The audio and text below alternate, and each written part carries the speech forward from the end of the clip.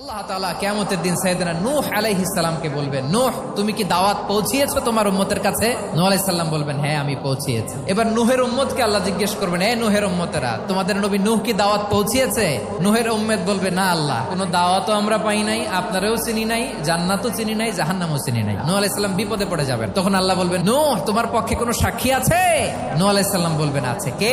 উম্মতে মুহাম্মাদী। তখন আমরা বলবো, আল্লাহ, আল্লাহর নবী নূহ আলাইহিস সালাম তিনি আপনি যা যা বলেছেন ঠিক তা তার উম্মতের কাছে পৌঁছে দিয়েছে। এবার নূহের উম্মতের সাথে আমাদের ঝগড়া লাগবে। তারা বলবে, তোমরা আসছো আমাদের হাজার হাজার বছর পরে, তোমরা কি করে জানলা? তোমাদের সাক্ষী ধর্তব্য হবে না? আমরা তখন বলবো, আমাদের কোরআনে তোমাদের নবীর নামে আল্লাহ তাআলা একটা সূরা নাজিল করেছেন, সূরাতে নূহ। দিন রাত এক করে তোমাদের কাছে তিনি দাওয়াত পৌঁছেছেন, সব আমরা জানি। আমরা যখন বলবো এই কথা, নূহের উম্মত চুপসে যাবে। তখন আমরা সত্য বলেছি কিনা এটা আল্লাহ তাআলা জানতে চাইবে বিশ্বনবীর কাছে। তখন বিশ্বনবী আমাদের পক্ষে সাক্ষী দিবেন। আওয়াজ করে বলেন আল্লাহু আকবার।